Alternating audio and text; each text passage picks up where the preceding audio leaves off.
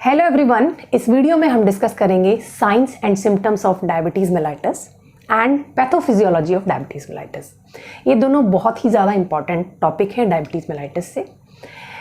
Exam में जो according to new NMC guidelines है उसमें क्वेश्चन आता है डायबिटीज़ मेलाइटस में यूजुअली क्लिनिकल क्वेश्चन। जैसे कोई क्लिनिकल क्वेश्चन दे दिया, ए 40 ईयर्स या 45 ईयर्स ओल्ड मेल है, फीमेल है, came to the OPD with just like symptoms उसके दिए रहेंगे, ठीक है, like weakness of the body, patient is like having increased hunger, increase thirst and increase urination, his blood glucose level is, उसका कुछ level दिया रहेगा जो कि हाई होगा। आप जानते हो नॉर्मल 80 to 120 होता है, तो उससे ज़्यादा दिया रहेगा आपको, 200 या 300 मिलीग्राम पर डेसीलीटर आपको दिया रहेगा। फिर आपको उसमें और भी साथ में सिम्टम दिए हो सकते हैं कि कोई नॉन हीलिंग अल्सर हो रहा है या इन्फेक्शंस उसको बार बार हो रहे हैं, कुछ भी इस तरह का आपका एक क्लिनिकल सिनेरियो दिया रहता है। उसमें फिर क्वेश्चंस पूछे जाते हैं ए, बी और सी करके। जैसे सपोज ए क्वेश्चन आ गया कि write down the diagnosis. As a first year level usually NMC guideline के हिसाब से जो डायग्नोसिस है वो नहीं पूछना चाहिए, लेकिन I have seen different papers different university के, तो कई जगह पे उन्होंने डायग्नोसिस भी पूछा हुआ है। वैसे डायग्नोसिस बताना कोई मुश्किल नहीं है, अगर आप सिम्टम्स और साइंस को जानते हैं तो डायबिटीज़ मेलाइटस आराम से उसमें लिख सकते हैं। वो 1 नंबर का क्वेश्चन होता है, डायग्नोसिस लिखना सीधा लिख सकते हैं हम डायबिटीज़ मेलाइटस, और ये 1 नंबर का क्वेश्चन होगा। उसके बाद सेकंड जो क्वेश्चन होता है वो थोड़ा ज़्यादा नंबर का होता है और उसमें पूछा जाता है basically pathophysiology of diabetes mellitus, या व्हाट इज, या discuss the pathophysiology of diabetes mellitus. तो पैथोफिजियोलॉजी का जो क्वेश्चन का आंसर है वो बहुत बच्चे कंफ्यूजिंग लिखते हैं, ये बहुत इंपॉर्टेंट चीज़ है। अब आगे हम डिस्कस करेंगे उसमें आप पैथोफिजियोलॉजी में क्या लिखना चाहिए। उसके बाद जो थर्ड क्वेश्चन होता है वो आपका पूछा जा सकता है कि physiological basis of treatment.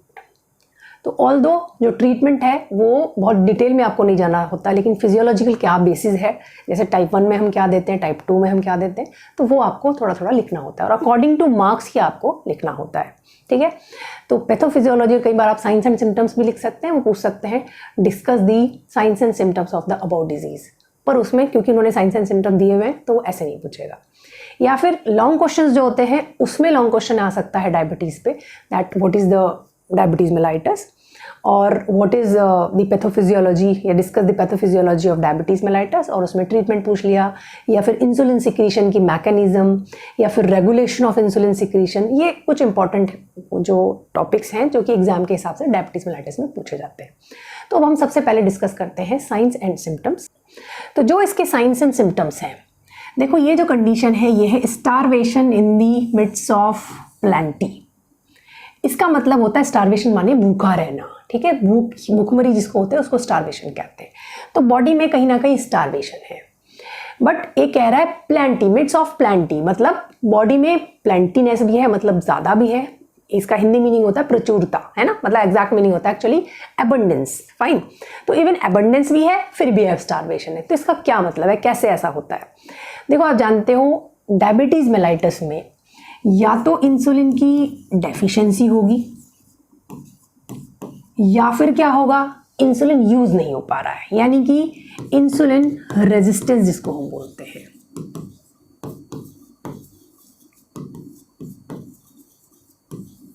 Fine, तो या तो आपका इंसुलिन ही कम सिक्रीट हो रहा है जो कि टाइप 1 डायबिटीज में होता है, या फिर इंसुलिन नॉर्मल है लेकिन सेल के लेवल पर ये काम नहीं कर रहा है। यानी कि सेल का क्या काम होता है, बेसिकली जो सेल होती है इस पर इंसुलिन क्या करता है, जो ग्लूकोज की एंट्री है वो सेल के अंदर इंक्रीज करता है। फाइन, एक्सेप्ट ब्रेन सेल्स, मतलब ब्रेन सेल्स और कुछ और भी टिश्यूज हैं वहां पर इंसुलिन डिपेंडेंट नहीं होता ग्लूकोज, लेकिन कुछ एरियाज ब्रेन के भी हैं जहां पर इंसुलिन डिपेंडेंट होता, अभी हम डिस्कस करेंगे, और उसी की वजह से इसमें एक सिम्टम भी ब्रेन में आता है। तो इंसुलिन फाइनली क्या हो रहा है, सेल में यूटिलाइजेशन होना चाहिए with the help of insulin, but insulin कम है या काम नहीं कर रहा, तो क्या होगा, इस सेल के अंदर इंसुलिन का क्या हो जाएगा, कमी हो जाएगी, सॉरी ग्लूकोज की कमी हो जाएगी, यानी ये ग्लूकोज जो है इसकी एंट्री डिक्रीज हो गई सेल के अंदर, ठीक है। अब हम बात करें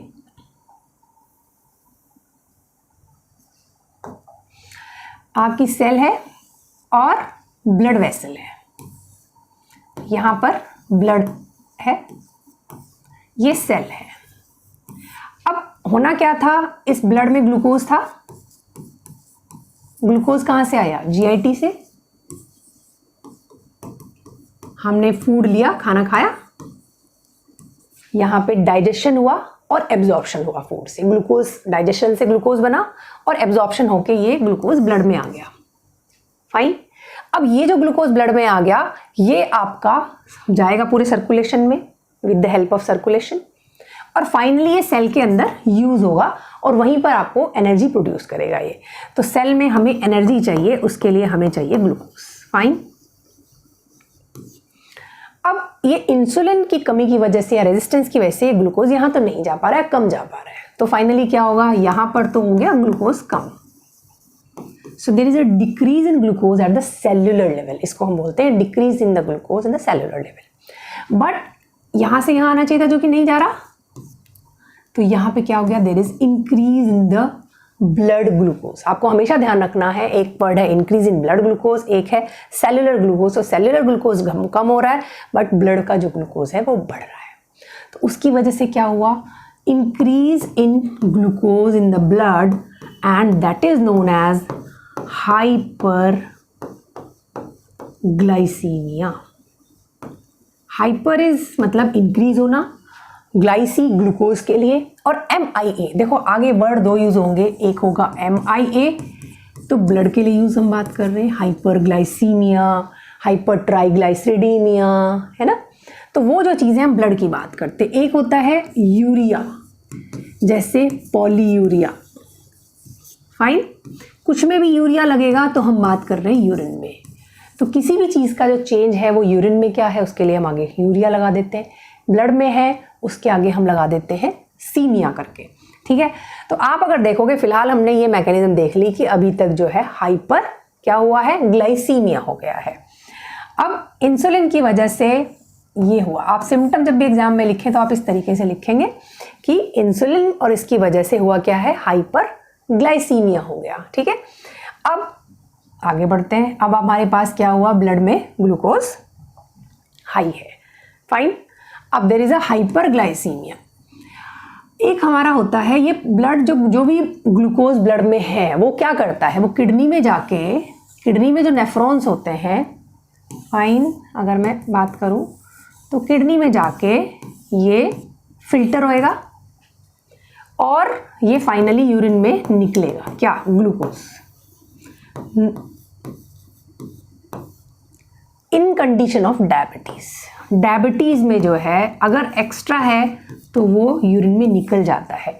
normally in the normal person जब हमारा ब्लड ग्लूकोज 80 to 120 के रेंज में होता है तो यहाँ पे जो भी फिल्टर हुआ ग्लूकोज, और भी चीज़ें यहाँ फिल्टर होती हैं, फाइन, जिसको हम कहते हैं ग्लोमेरुलर फिल्ट्रेशन।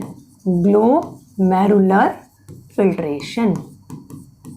तो जो भी चीज़ें यहाँ पर फिल्टर हो रही हैं, या और भी सोडियम है, पोटेशियम है, सारे इलेक्ट्रोलाइट्स हैं, अमीनो एसिड्स हैं, फॉस्फेट्स हैं, सब फिल्टर होते हैं पहले। फिर वो PCT, प्रॉक्सिमल कन्वोल्यूटेड ट्यूब्यूल, यहाँ पर एब्जॉर्प्शन होता है। बहुत सारी चीज़ों का होता है, बहुत सारी चीज़ों का बाद में होता है, बट ग्लूकोज का जो एब्जॉर्प्शन है ये ऑलमोस्ट 100% रीएब्जॉर्प्शन हो जाता है ग्लूकोज का। उसको हम बोलते हैं रीएब्जॉर्प्शन, यानी दोबारा से एब्जॉर्ब हो जाना। तो जो भी फिल्टर हुआ वो 100% रीएब्जॉर्ब हो जाता है नॉर्मल कंडीशन में। और कहाँ जाता है एब्जॉर्ब होके, ये जाता है हमारा ऑब्वियसली ब्लड में। यहाँ पर ब्लड की कैपिलरीज होती है इसके चारों तरफ, तो वो जो ग्लूकोज है वो इन ब्लड कैपिलरीज में जाके हमारे ब्लड में मिल जाता है। ये नॉर्मल सिचुएशन है। लेकिन अब ये अगर इस जो नेफ्रॉन्स हैं इनकी एक कैपेसिटी है कि एक लिमिट तक ग्लूकोज फिल्टर होगा तो उसको ये 100% रीएब्जॉर्ब कर लेंगे।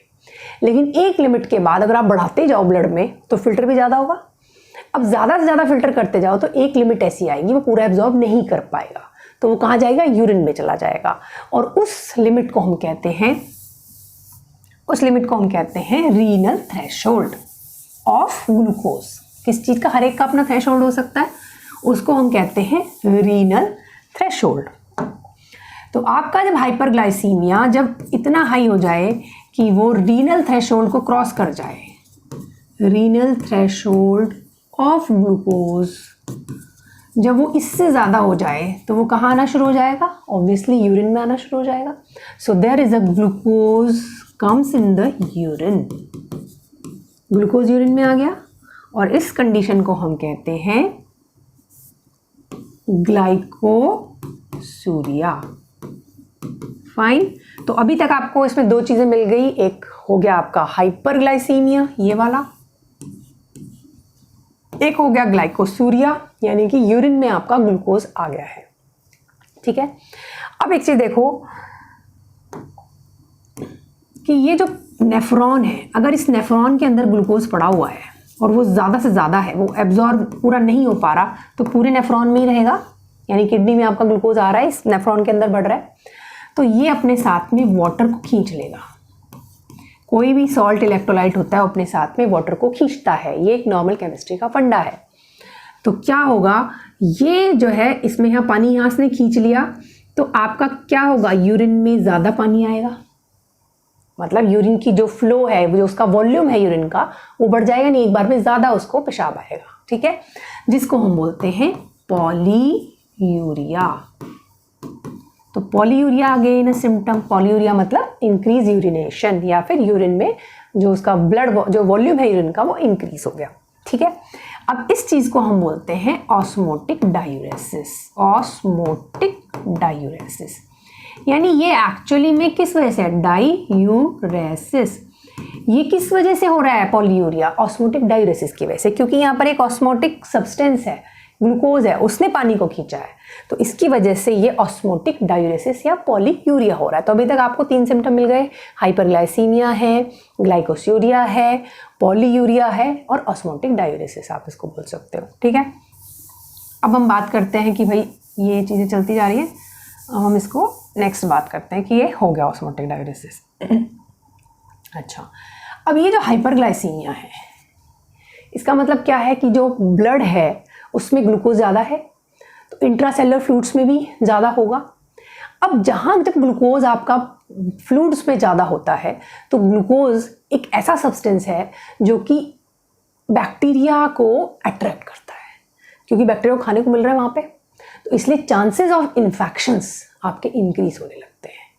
बाकी और भी चीज़ें होती हैं, रीज़न और भी है इन्फेक्शन इंक्रीज होने के, but this is also one of the cause. और ये आपके चांसेस इंक्रीज हो रहे हैं, तो हो क्या रहा है, there is a increase susceptibility to infection, यानी कि ससेप्टिबिलिटी यानी मतलब चांसेस होना, ज़्यादा बॉडी जो है प्रोन हो गई इन्फेक्शन के। इसलिए जो डायबिटिक पेशेंट होते हैं उनमें बॉयल्स बहुत ज़्यादा होते हैं, बॉयल्स मतलब फुंसी फोड़े जो होते हैं, उनमें UTI, urinary tract infection, UTI is urinary tract infection, ये बार बार होता है। उनमें नॉन हीलिंग अल्सर्स होते हैं, मतलब ज़रा सी चोट लग जाती है।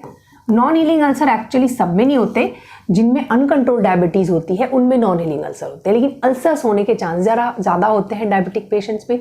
अगर वो चल रहे हैं, ज़रा सा चोट लग गया तो पैरों में अल्सर हो जाएंगे, देखोगे कि उनको, इसलिए डायबिटिक फुट्स जो होते हैं अलग से स्पेशली बनाए जाते हैं डायबिटिक्स के लिए, सॉफ्ट होते हैं, जिनसे चांसेस उनके ट्रॉमा के कम हो जाए। ठीक है, तो उस जो प्रिकॉशंस हैं, जो ट्रीटमेंट्स हैं डायबिटीज़ के पेशेंट्स के लिए, वो इन सब सिम्टम्स में कि उसी को प्रिवेंट करने के लिए वो प्रिवेंशन एंड ट्रीटमेंट जो है वो उसी तरीके से बना है, वो आपको फिजियोलॉजिकल बेसिस में लिखना होता है। ठीक है, ऑफ ट्रीटमेंट में। तो आपका नॉन हीलिंग अल्सर हो गए। ठीक है जी, ये आपके चांसेस ऑफ इन्फेक्शंस हो गए। अब हम बात करते हैं और सिम्टम्स की, और इसमें क्या हो सकता है। तो ब्लड के लेवल पर आपको ग्लूकोज ज़्यादा मिल रहा है, यूरिन में भी ग्लूकोज ज़्यादा आ गया, और आपका लेकिन सेलुलर लेवल पर कम हो रहा है।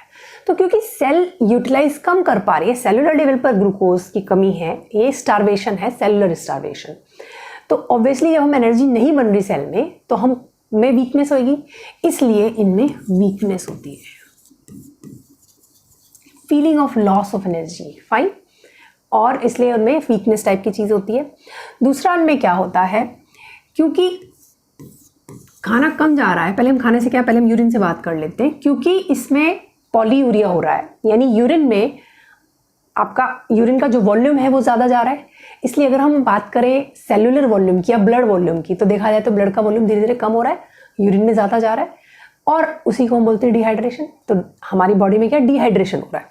तो अगर आप देखेंगे तो आप इसको आगे बोल सकते हो कि there is a decrease in blood volume, अगर वो ज़्यादा पानी ना पिए तो, ठीक है ना। और there is a dehydration, chances of high dehydration. अगर वो केयर नहीं करेंगे तो डिहाइड्रेशन उनमें हो सकता है, पानी की कमी हो सकती है। तो पानी की कमी की सेलुलर लेवल पे हो रही है। अब क्योंकि इनमें ज़्यादा यूरिन हो रहा है इसलिए उनको प्यास ज़्यादा लगती है। There is a increase in thirst, fine, यानी प्यास ज़्यादा लग रही है क्योंकि यूरिन में ज़्यादा जा रहा है। तो एक्चुअली जो थर्स्ट का सेंटर होता है वो आपको याद रखना है हाइपोथैलेमस में। फिलहाल यहाँ ज़्यादा नाम, क्योंकि बहुत सारे हाइपोथैलेमस में न्यूक्लियस होते हैं और अलग अलग काम करते हैं, but at this level it's okay कि आप बस थ्रस्ट सेंटर याद करो कि जो भी डिहाइड्रेशन हो रहा है, पॉलीयूरिया हो रहा है, ये सब जो चीज़ें हैं ये थ्रस्ट सेंटर को स्टिमुलेट करती हैं। कहाँ पर होता है? हाइपोथैलेमस। देखो थ्रस्ट का भी हाइपोथैलेमस में है, फीडिंग का और सैटिस्फैक्टरी सेंटर, यानी हमें भूख लग गई और हमारा पेट भर गया है, दोनों होते हैं। एक फीडिंग सेंटर है, एक सैटिस्फैक्टरी सेंटर है, वो भी आपके हाइपोथैलेमस में ही होते हैं।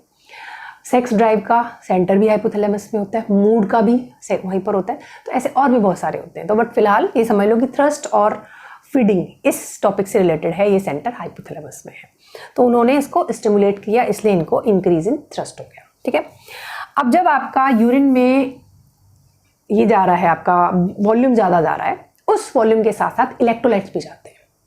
एक्चुअली जो इंसुलिन है, इंसुलिन का काम होता है, इंसुलिन एक्चुअली एक्टिवेट करता है increase absorption of electrolytes from the kidney.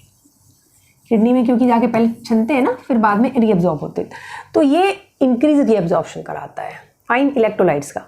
तो अगर इंसुलिन कम हो गया तो क्या होगा? एब्जॉर्प्शन डिक्रीज हो जाएगा, और एब्जॉर्प्शन अगर डिक्रीज हुआ तो there is a decrease in blood electrolytes. Blood में कम हो गए ना फाइनली, क्योंकि ये यूरिन में चले गए।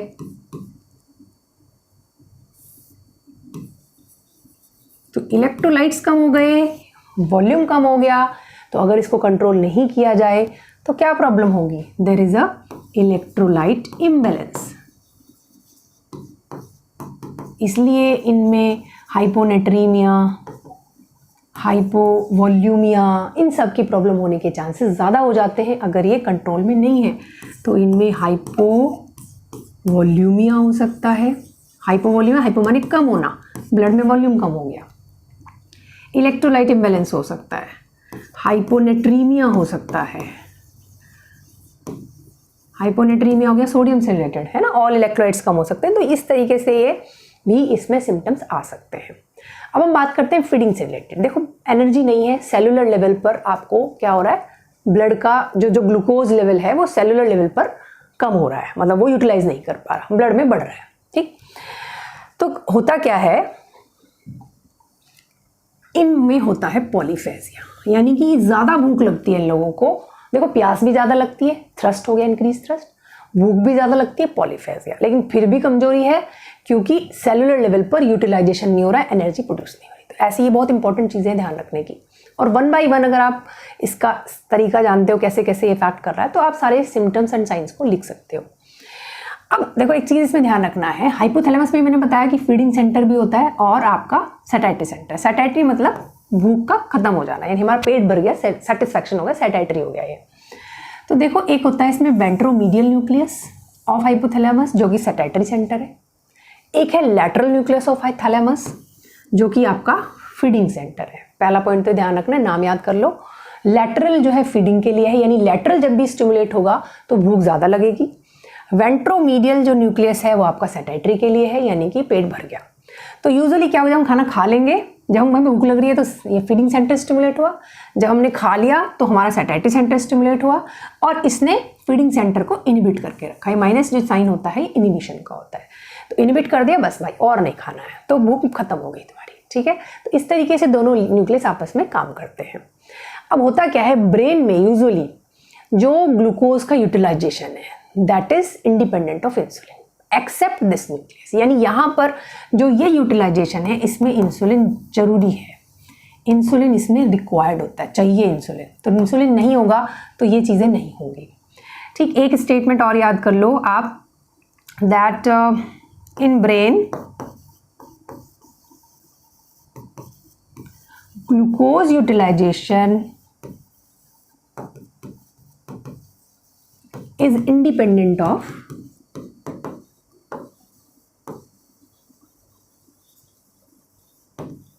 insulin except, यानी ब्रेन में जो ग्लूकोज का यूटिलाइजेशन है उसमें इंसुलिन नहीं चाहिए। और ये बड़ा भगवान ने बड़ा ध्यान से बनाया है कि भाई ब्रेन तो कम से कम काम करता रहे, डायबिटीज हो भी गई तो ब्रेन पर उतना इफेक्ट नहीं पड़ता क्योंकि वहां की जो सेल्स हैं उनको प्रॉपर ग्लूकोज मिल रहा है, प्रॉपर वो यूज कर पा रहे हैं। Except this ventromedial nucleus of hypothalamus, यानी इंसुलिन कम हो गया या इंसुलिन नहीं काम कर रहा है, ये जो है इसकी एक्टिविटी पे इफेक्ट पड़ेगा, यानी कि इसकी एक्टिविटी कम हो जाएगी जब इंसुलिन कम होगा। तो अब देखो इंसुलिन की कम होने पर पॉलीफेजिया कैसे हो रहा है। अब इंसुलिन कम हो गया तो इसकी एक्टिविटी क्या हो गई, कम हो गई। जब इसकी एक्टिविटी कम हो गई, नॉर्मल एक्टिविटी इसकी क्या थी, इस लैटरल न्यूक्लियस को इनहिबिट करके रखना। अब इसकी जो एक्टिविटी कम हो गई इसका मतलब इसको इनहिबिट करके रखने की जो एक्टिविटी कम हो गई, यानी अब इसको उतना इनहिबिट करके नहीं रख सकता। इसका मतलब फीडिंग सेंटर कंपैरेटिवली स्टिमुलेट हो गया। या तो ये कह लो कि इनहिबिशन कम हो गया या ये कह लो कंपैरेटिवली स्टिमुलेट हो गया। इसकी वजह से भूख ज़्यादा लग रही है और क्या हो रहा है, बार बार खाने का मन हो रहा है, पॉलीफेजिया हो रहा है।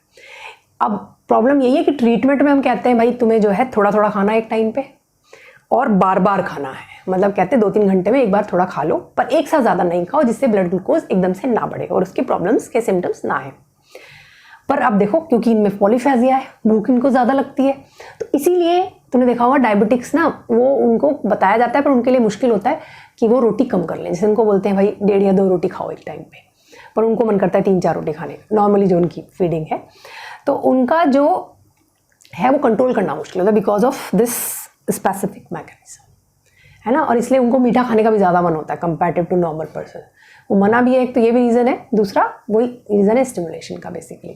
फाइन, तो ये इसकी मैकेनिज्म है कैसे ये आपका काम करता है पॉलीफेजिया, कैसे भूख ज़्यादा लग रही है but still there is starvation. Why, क्योंकि सेलुलर लेवल पर जो ग्लूकोज है वो यूज़ नहीं हो पा रहा। अब देखो एग्जाम में ना ये कन्फ्यूज़न हो जाता है कि लैटरल फीडिंग के लिए था कि लैटरल सेटेटरी के लिए था। तो बस ऐसे ही एक तरीका बता रही हूँ याद रखने का, आप अपना भी बना सकते हो कोई तरीका। देखो जैसे मेहमान है बाहर से आए तो बाहर क्या मिलेगा उसको, ये मीडियल हो गया, ये लैटरल हो गया। मेहमान आए भूख लग रही है उनको तो लैटरल न्यूक्लियस हो गया। तो लैटरल जो है वो फीडिंग सेंटर है। जब उन्होंने खाना खा लिया तो मीडियली आ गए तो सेटेटरी हो गया। जस्ट एक पॉइंट है याद रखने का तरीका, अब अपना भी कुछ बनाओ। तो लैटरल इज फॉर फीडिंग, मेहमान आए खाना खाया, सो लैटरल इज फॉर फीडिंग, खाना खा लिया सेटेटरी हो, तो मीडियल इज फॉर सेटेटरी। ऐसे आप इसको याद रख सकते हो। तो पॉलीफेजिया इसका एक सिम्टम, मतलब एक वो हो गया। दूसरा, अगर ये कंट्रोल ना किया जाए, मान लिया कि आपने ट्रीटमेंट सही से नहीं चल रहा है, इंसुलिन नहीं लिया या मेडिसिन जो चल रही है उनको प्रॉपरली नहीं लिया, तो उनमें फिर आगे प्रॉब्लम्स बढ़ने लगती है, उनमें एसिडोसिस होने लगता है।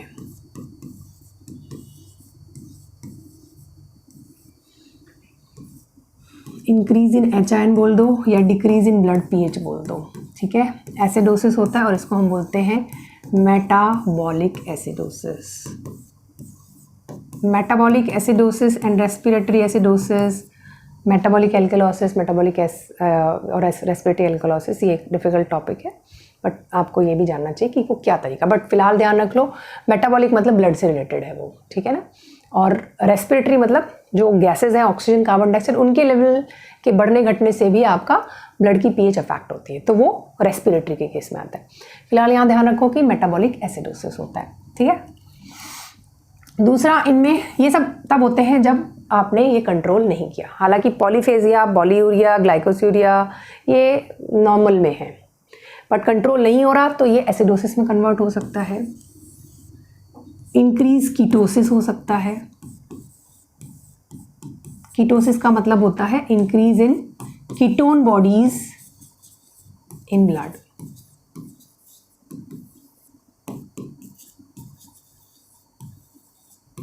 ठीक है। एक्चुअली फैट जो है, फैट के लेवल पर अगर हम देखें तो क्योंकि भूख लग रही है, स्टारवेशन है सेलुलर लेवल पे, तो जो फैट है वो मसल से और लीवर से बेसिकली क्या हो रहा है कि उसका मोबिलाइजेशन हो रहा है फ्री फैटी एसिड बनाने के लिए और एनर्जी का एक कह सकते हो कि एक दूसरा सोर्स यूज़ करने के लिए, क्योंकि ग्लूकोज यूज़ नहीं हो पा रहा तो बॉडी को लगता है कि भाई फैट को यूज़ कर लो, प्रोटीन को यूज़ कर लो। तो प्रोटीन का भी कैटाबॉलिज्म होता है, मतलब प्रोटीन भी टूटती है, फैट भी टूटता है। तो क्योंकि फैट है, अब ये फैट ज़्यादा टूट रहा है तो उसमें क्या होगा, फ्री फैटी एसिड्स बनेंगे और उसके बाद आगे जो मैकेनिज्म है उससे बनती है कीटोन बॉडीज। ठीक है, फाइनली क्या है, ब्लड में कीटोन बॉडीज बढ़ेंगी। ठीक है, तो ये सब फैट का मैकेनिज्म है जो कि आप बायोकेमिस्ट्री में पढ़ सकते हो।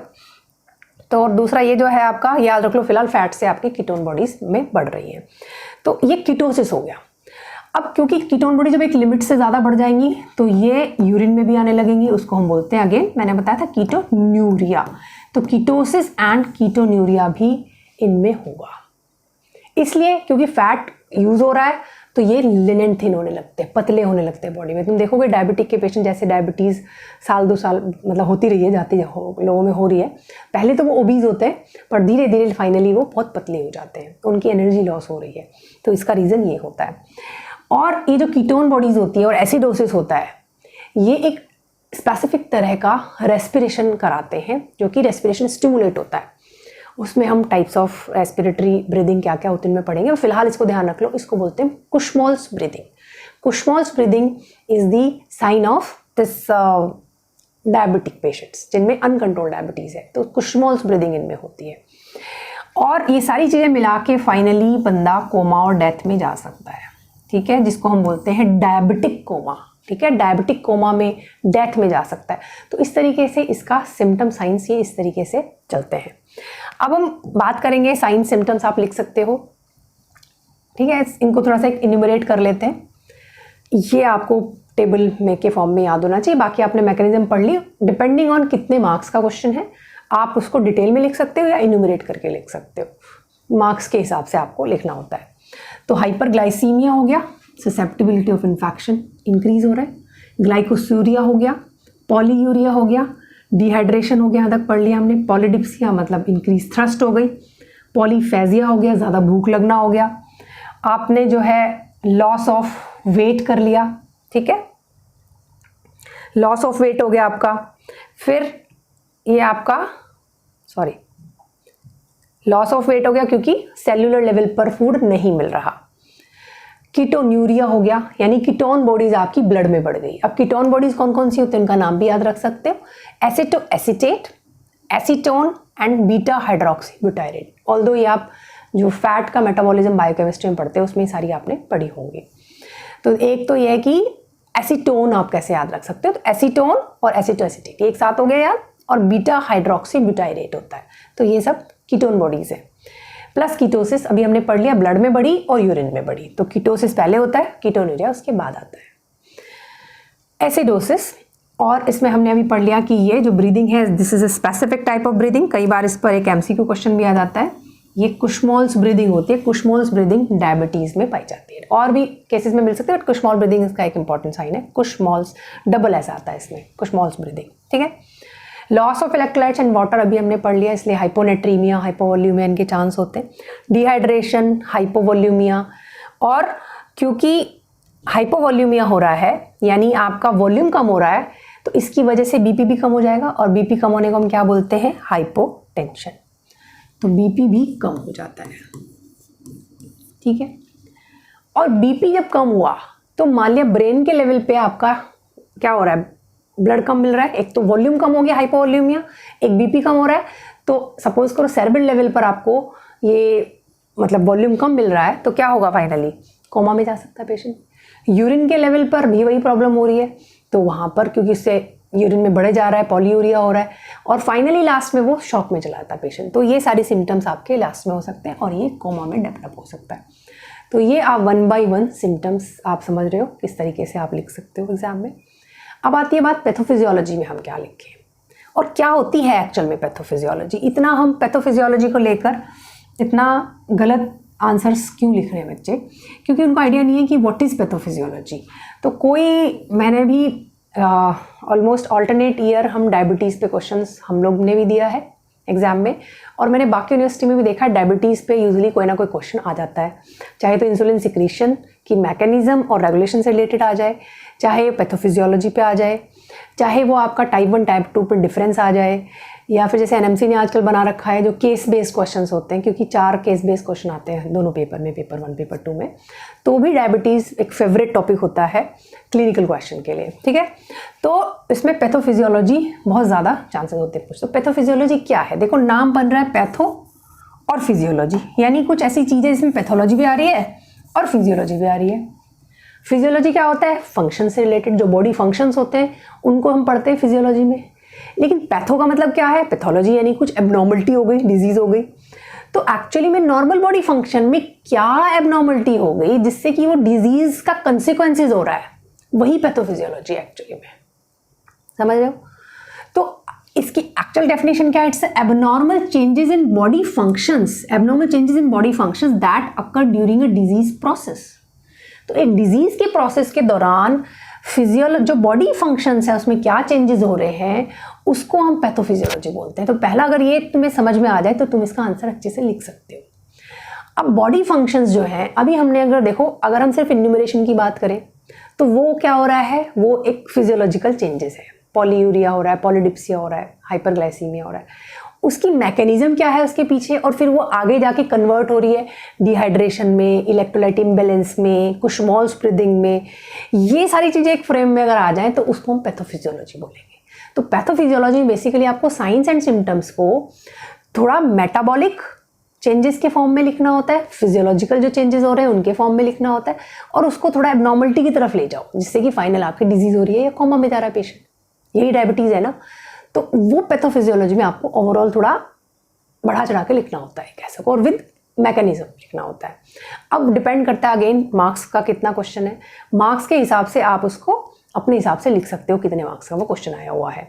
और कम मार्क्स का है तो आप टेबल बना सकते हो, एक सिर्फ आप एरो डायग्राम बना के उसके हिसाब से कर सकते हो। तो आई ट्राइड हियर कि किस तरीके से आप लिख सकते हो।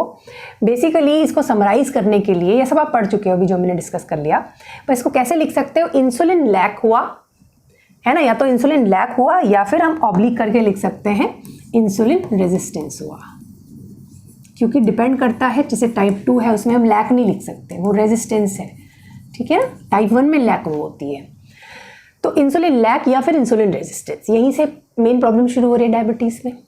अब हमने कहा कि मेटाबॉलिक चेंजेस, क्योंकि पैथोफिजियोलॉजी में हम मेटाबॉलिक चेंजेस पे बात करेंगे, फिर उसको हम साइंस एंड सिम्टम्स की तरफ ले जाते हैं। तो कार्बोहाइड्रेट पे क्या चेंज आया, फैट में क्या चेंज आया, प्रोटीन में क्या चेंज आया, इस तरीके से 3 पार्ट में डिवाइड कर लोगे तो आप सारे साइंस एंड सिम्टम्स को एक टेबल के अंदर डाल सकते हो।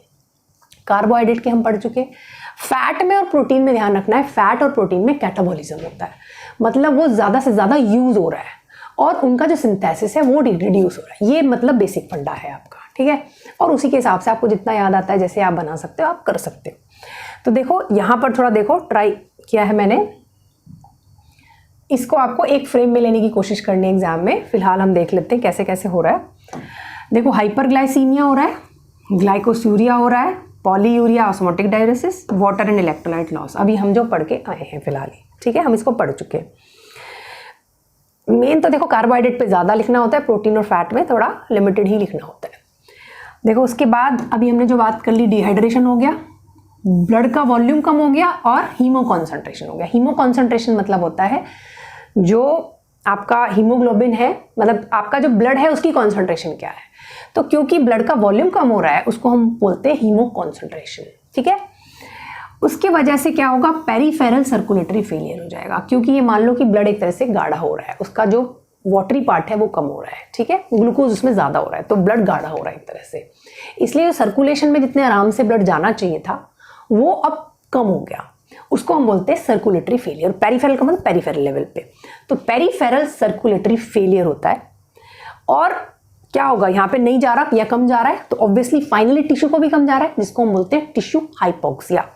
तो टिश्यू हाइपोक्सिया भी मिलता है फाइनली।